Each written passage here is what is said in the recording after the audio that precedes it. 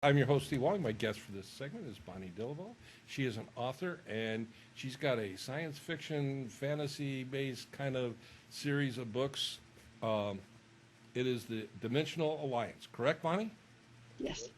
And so, this is, we had the opportunity to talk before we came on camera, and if you happen to have a younger person in your family that has an interest in things of an incredible, imaginary, mind-expanding nature, pay attention because Bonnie's got some really good stuff here. And if you happen to be an adult that's interested, you might also appreciate what she's got. So, Bonnie, tell me about your trilogy. It's a foundational trilogy, and there's going to be more books. It's ultimately going to be a series. What got you started, and how did your subject matter topic come about? Well, it's really funny because actually, I just turned 66, okay? The first book came out 2 weeks before my 65th birthday, but this all started when I was about 16 years old. When I was 16, I started having a recurring dream. And the dream basically said, okay, I've inherited a house or I bought a house, and I'm at the housewarming party. And that housewarming party is taking place. There's guests all over the place. I'm enjoying it. I'm excited because I've got this new house. And somebody asks me for something, and I say, oh, it's in the other room. I'll go get it. Well, I go down the hallway, and I notice a door that I didn't notice before in my house. And you know, when you get into a house, you're looking every nook and cranny. So I'm going, where did this door come from? It must be a closet. And I open it up, and it's a room about the size of Costco. This humongous room. It's got in it everything from grand pianos to jet planes to cars to toys to statues and works of art. And I'm just like, whoa, this is amazing. And so I come out of the room, run back and say, come on, guys, you got to see this really cool thing in my house. I get there and the door is gone. It just isn't there anymore. That dream came back to haunt me over and over and over again from the time I was 16 until I was around 64 years old. And I asked everybody, what do you think this dream means? It keeps coming back. Nobody could tell me. And so finally I said, you know what, maybe if I write it down, it'll go away and leave me alone. So I wrote it down. And at the time, I was also working with a marketing client who was interviewing a lot of authors. And I'm listening to all their stories and I'm going, you know, I think I have the time and I think I could write a book. But what would I write about? And then I remembered the thing I'd written down. I thought, what's that about? And that's how it kind of all got started. This young woman inherits this house, and all of a sudden, due to events that happen, she discovers a door, and the door is not on the floor plan.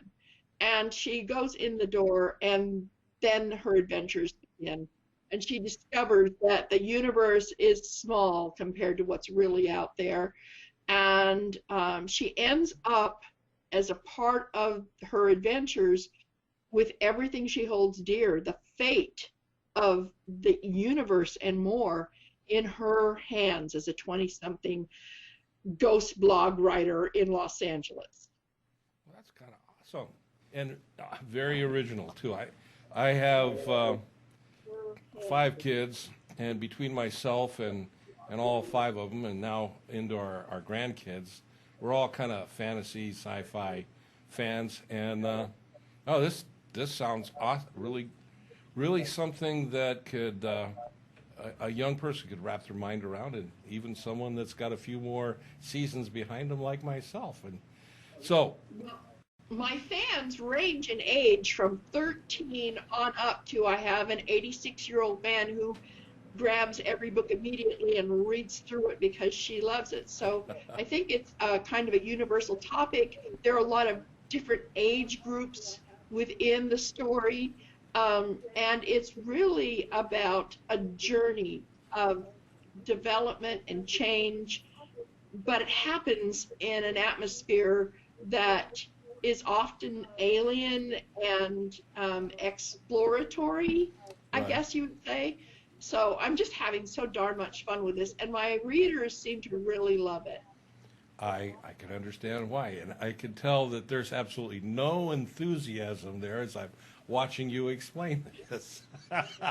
Actually, I have to tell you, this is the funnest thing. I have done a lot of things in my life. I was a professional clown. I've been in the military. I've been a mom, a grandma, and now a great grandmother. And this has just been a blast. It takes me back to the creative times when I worked in broadcast television for public access and all of this. I love the fact that I can just create these worlds, and I love the response Hmm. that I'm getting from the people who are reading it. It's exciting to me. So you have two books that have been out for a while, and you now have your third book in the foundational trilogy that is coming out probably right about this time, isn't it? The third book just came out this previous weekend. All the books are available on Amazon in three different formats: the paperback, the Kindle, and the Kindle Unlimited. And the first book is now an audio book that was done just beautifully by my narrator, Kristen Nicely. I have this amazing cover designer, Richard McKenzie, who designed the covers for the books. These are the first two. And Infinity Fire and Infinity Love, right? okay, so it's The House on Infinity Loop. Oh, Luke, Sorry. okay, And Infinity on Fire. okay. The third book is Mirrors of Infinity. And you can see that there's a theme going there. I kind of And get that. it's about how big everything really is. Things are big when you take a universe style approach to it. Okay, so these books are available on Amazon, and Bonnie, I'm going to spell your name out because I want people to be able to find it by the name of the author. It's Dillabough. Like a dill pickle and a bough on a tree. There you go. Dillabough. So, besides being able to find you on Amazon, Bonnie, do we have, like a fan page or a web page? What do we got? There is a fan page on Facebook. It's called the Dimensional Alliance Fan Gate, Gate. Uh-huh. All right, so we can find it there and get some insight, and I imagine that there's probably a link there if we choose to go purchase a copy, too. Yes, absolutely. All right, so that's the foundational trilogy. Real quick, because we're going to wrap this up. This is only the beginning of a series, possibly 12 books, you said. The next ones are going to be a prequel to this. The next three will be a prequel to the first three books. Right. About the main character, the aunt, who actually gives her the house in the first place in the first series of books, and she's quite the character. So I think that's going to be all kinds of fun. Real quick before we wrap this up, the aunt. Any relation to Bonnie at all in the person? A little, maybe. All right. Well, listen, Bonnie, I want to thank you for being with us today. Look forward to having you back when the next book is coming out. We'll talk more about this.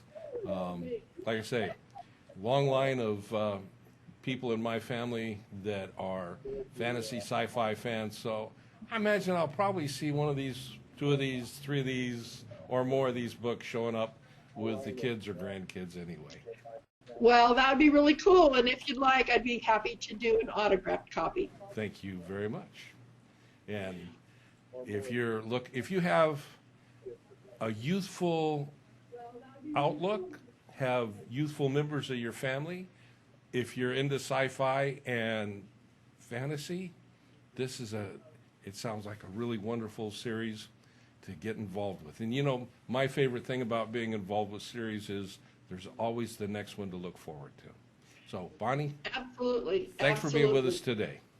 All right, thank you so much. You're welcome. And I'll see you when we come back.